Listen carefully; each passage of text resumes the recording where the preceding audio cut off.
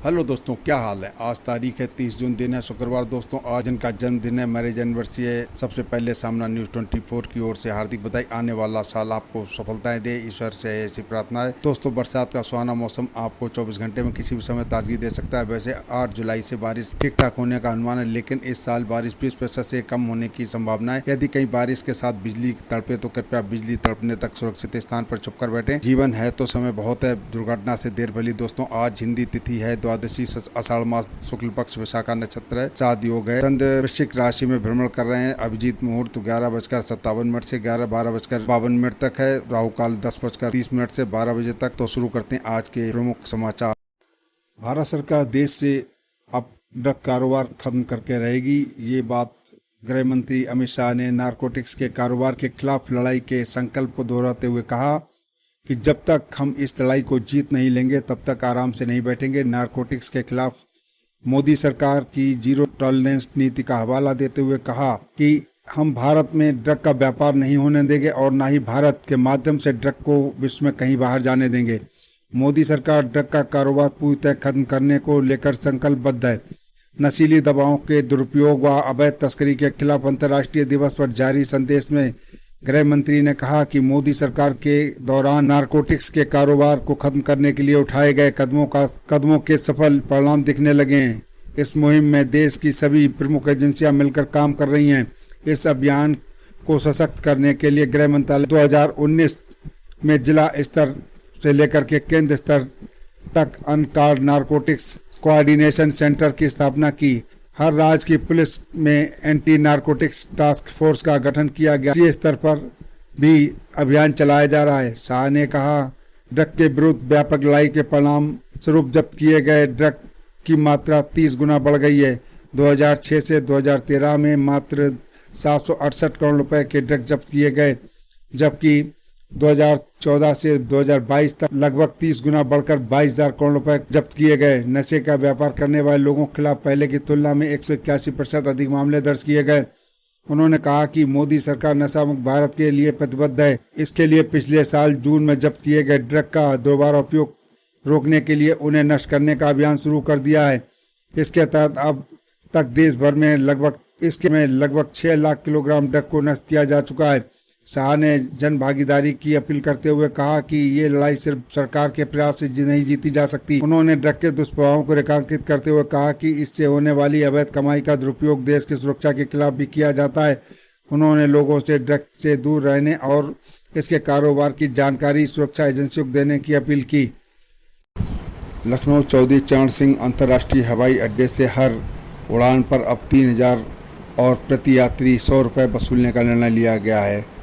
महापौर की संस्था वाली समिति की सोमवार को बैठक में यह प्रस्ताव पारित हो गया। अब उसे नगर निगम सदन मंजूरी के लिए रखा जाएगा और उसकी नियमावली बनाने के लिए शासन को भेजा जाएगा।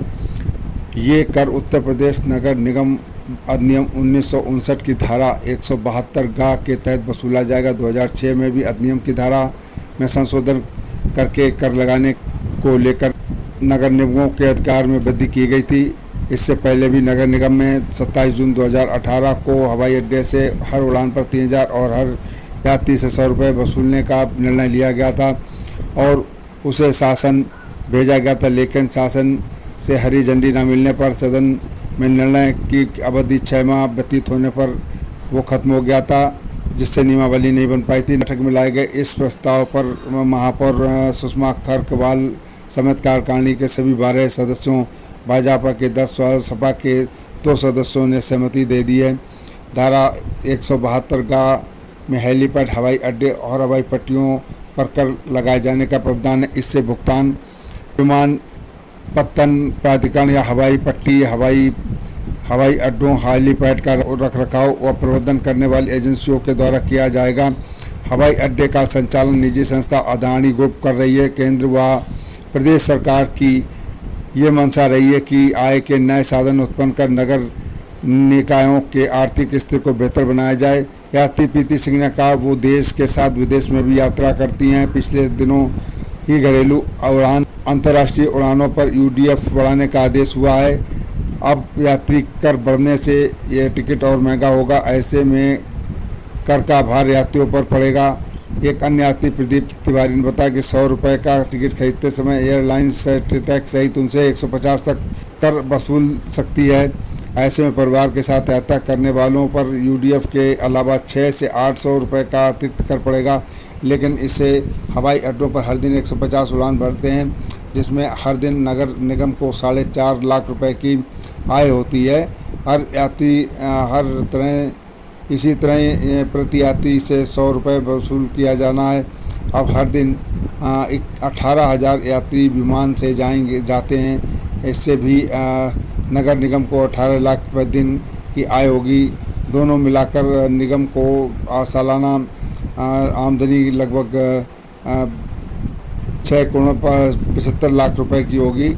हवाई अड्डे के प्रवक्ता ने बताया कि अभी इसको नगर निगम की ओर से प्रति विमान पर वसूलने को लेकर कोई प्रस्ताव नहीं है। उनका प्रस्ताव मिलने पर इसे एयरपोर्ट इकोनॉमिक रेगुलेटरी अथॉरिटी को भेजा जाएगा। अथॉरिटी की अनुमति मिलने पर ही इसे लागू किया जा सकता है।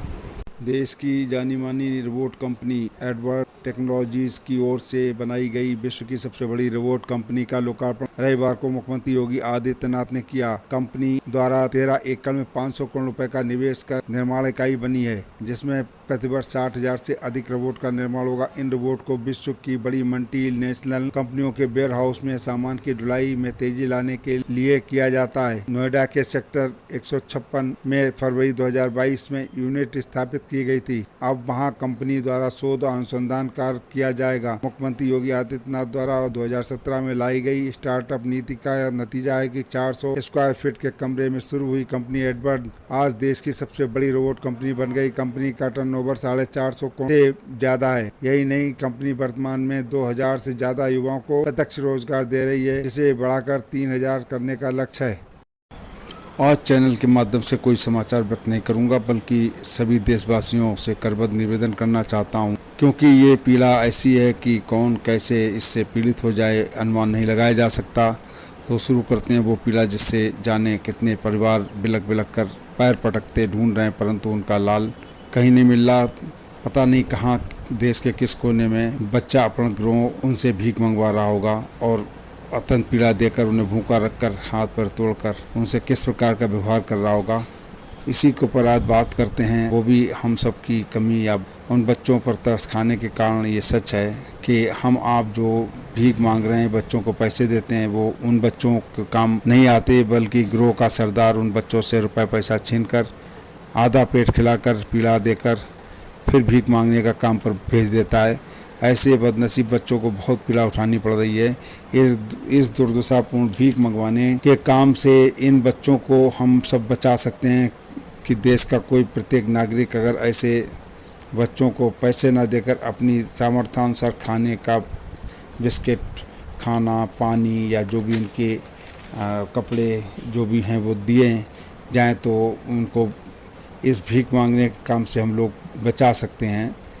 और भीख जब नहीं वो इकट्ठी करके दे पाएंगे तो वो गिरोह भी अपने आप ही टूट जाएगा, और जब टूट जाएगा तो उन बच्चों को उस कार्य से मुक्ति मिल जाएगी और उन्हें वो गिरोह के लोग छोड़ भी देंगे। मेरा सुझाव आपको अच्छा लगा हो तो कमेंट बॉक्स में सबको प्रेरित करने वाले 2 शब्द अवश्य लिखें। विश्वास से बच्चों के माता पिता से कोई बच्चा बिछड़ नहीं पाएगा। और इसी के साथ मैं सबसे निवेदन करता हूं कि आप इस कार्य में अपना सहयोग ज़रूर दीजिए और बच्चों को भीख ना देकर को। सीतापुर के सिंदौली तहसील का एक मामला प्रकाश में आया, जिसमें बंजर जमीन, नवीन पथरी, तालाब, जंगल आदि की सरकारी जमीनों को बिना किसी आदेश के दूसरों के नाम दर्ज करने के मामले में बुलेट पटल के संविदा कर्मी ऑपरेटर वीरेंद्र कुमार समेत 3 के खिलाफ मुकदमा व रजिस्ट्रार कानूनगो हरिश्चंद्र को निलंबित कर दिया गया है। साथ ही सभी खतौनी पर आदेश दर्ज कर जमीनों को पूर्व की श्रेणी में दर्ज कर दिया गया है।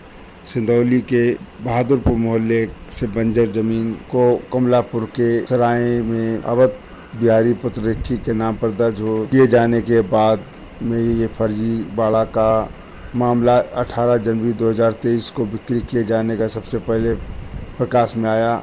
विधायक मनीष रावत ने भी डीएम अनुज सिंह को पत्र लिखकर प्रकरण की जांच करने को कहा था।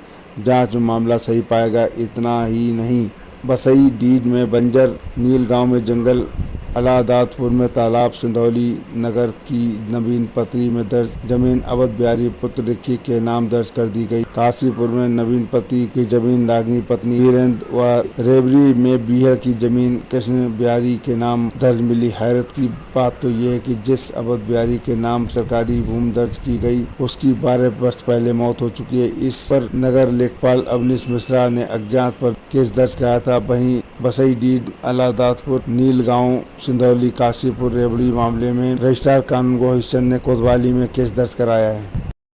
प्रदेश में बिजली की मांग घटने के बावजूद कटौती जारी है। खपत 27,000 मेगावाट से घटकर 25,000 मेगावाट पहुंच गई। इसके बाद भी विभिन्न इलाके में टिपिंग का दौर जारी है। इससे उमस भरी गर्मी में उपभोक्ता परेशान है। विद्युत कॉर्पोरेशन के प्रबंध निदेशकों का मुख्य अभियंताओं को 27 जिलों का नोडल अधिकारी बनाकर भेजा गया। इसके बाद भी लखनऊ, प्रयागराज, वाराणसी, आगरा, मेरठ, गोरखपुर सहित आसपास के जिलों में उपभोक्ताओं को शेड्यूल के तहत बिजली नहीं मिल पा रही है। वितरण निगम का दावा है कि पहले जहां 27,600 मेगावाट से अधिक बिजली का मांग पहुंच रही थी वहां मंगलवार को घटकर 25,000 मेगावाट के आसपास रही। इसकी बड़ी वजह बूंदाबांदी और ठंडी हवाएं बताई जा रहा है। उपभोक्ताओं की माने तो अब फ्यूज उड़ता है तो संबंधित फीडर से उपभोक्ता को 5 से 7 मिनट में बिजली मिलने लगती है, लेकिन कनेक्टिंग वायर या ABC केबल के फूकने पर संबंधित क्षेत्र में 20 से 30 मिनट बिजली कटौती की मजबूरी होती है।